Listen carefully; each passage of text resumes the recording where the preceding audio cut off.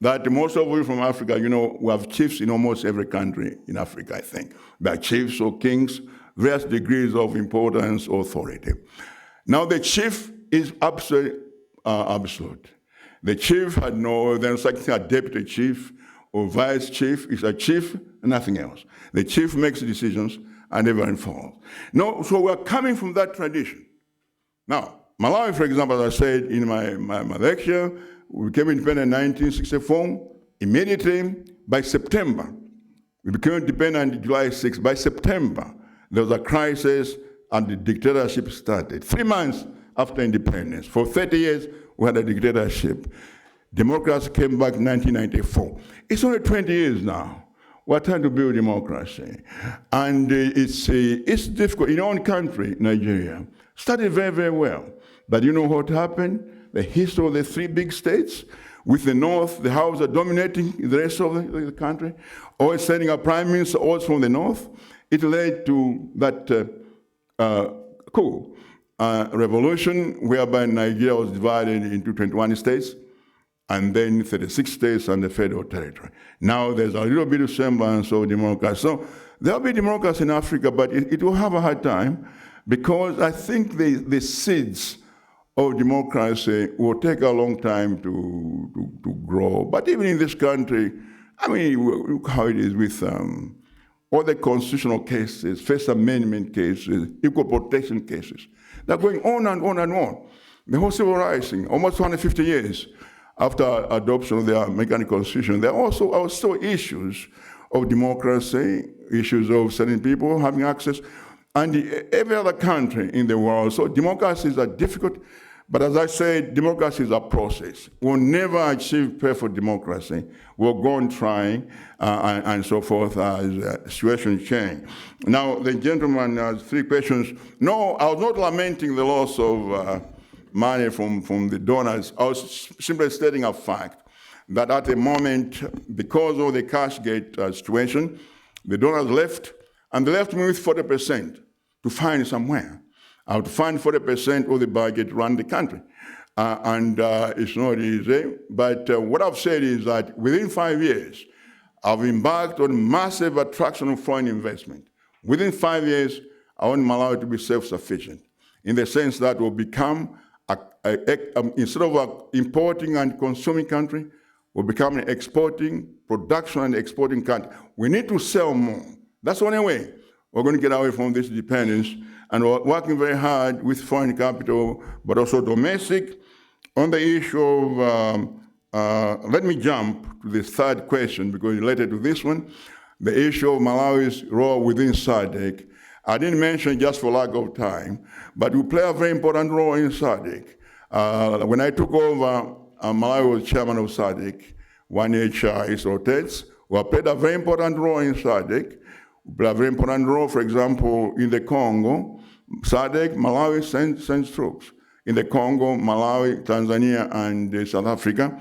Right now, the troops are being commanded by a Malawi general. So we're playing a role there, peacekeeping, which is also important for development. And within SADC, we're engaged in all sorts of peacekeeping activities, peace building, including like now, former President of Malawi is engaged in negotiations with the king in Swaziland to try to bring some democracy there. Artists have hold elections. So we're playing a role within SADC. Now, on the loopholes, now, this is an extremely difficult problem because I said here in my article, I've just been appointed to the Global Commission on Higher Education in my capacity also as champion for higher education in Africa. Now, one of the things we were discussing yesterday was resource mobilization. Now, the developed countries have taken the position since Addis Ababa and here, conference, that for us to finance these SDGs, the Sustainable Development Goals, to finance those, we need domestic resources. They don't anymore to be funding them as they did with MDGs. And you know the MDG failed for a number of reasons, as I say, because I think with MDGs, we ignored the supply side of it. We said, well, universal education, but nobody told us how it would be able to get all those kids in school. school buildings, teaching materials, learning materials, and also instructors. We said universal health, but didn't say where the doctors or the nurses or the hospitals would come from. So it was a non-starter in the sense that based on our own premise. Now, SDG, they're saying that they want us to mobilize. I said, fine, I'm willing to mobilize, but give me the tools to do this. Raise a very good question. Amount of money that's coming out of Africa. There's more money coming out of Africa to developed countries than money that goes from developed countries to almost 10 to 1. No question about it. You see, there's more money coming out of Africa. If all that money stayed in Africa, would be self-sufficient. Now, what I've said is fine. I'm willing to mobilize resources, but let's take Malawi, for example. The most important crop in Malawi is tobacco. Tobacco forms 60% of the export, and yet the market is controlled by the buyers.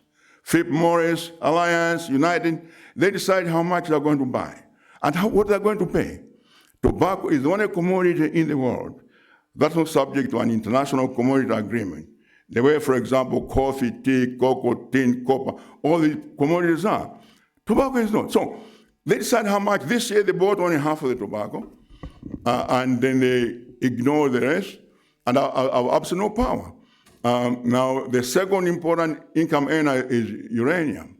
Now, uranium, they've even stopped the mine after the accident in Japan, in the Fukushima incident, nuclear incident. They've stopped. They claim that there's no longer a market. So it stopped.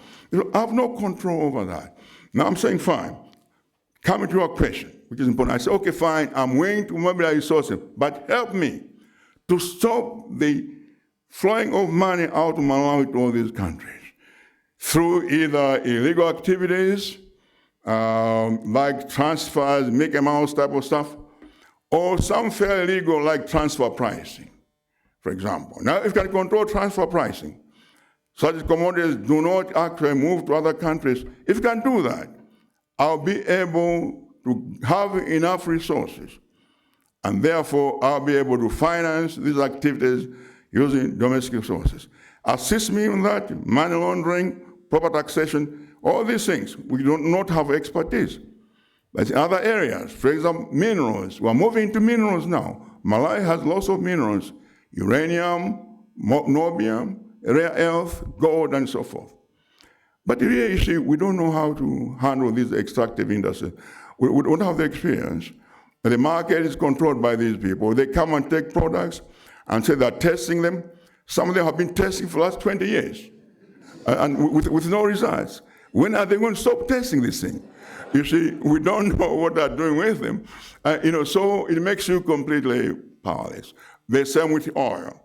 We'd like to, Lake Malawi is supposed to have a lot of oil and gas. But you see, the agreements that were given by the previous government, to me, were unacceptable. So we decided to suspend them. And the Minister of Foreign Affairs, who happens also to be a lawyer, the former Minister of Justice, I appointed him to chair the commission to review all those agreements, to make sure that they benefit Malawians, that they are not screwed in a way that benefits the company. So all those are kind of challenges that we're doing. And you're quite right that the target of Africa is so much money getting out of Malawi, Africa, to Western countries than money from there coming to Africa. We must find at the also regional level, African level, a way to stem that. Otherwise, I think we're doomed. We're going complaining until cows come home. And I think it's very important to do that. I think we'll probably end it. All right, Your Excellency, thank you very much for very comprehensive remarks. You've covered a lot of ground, extractive industries, political reform, the environment, all kinds of different sectors, regionalization for Malawi. And there's many people here who are part of our student body who really value your input and your commentary as part of the Africa Initiative, which is to bring discourse and conversations about our continent to Yale University. So we're extremely grateful. If you could all join me in giving a hand to His Excellency, the President, for his remarks.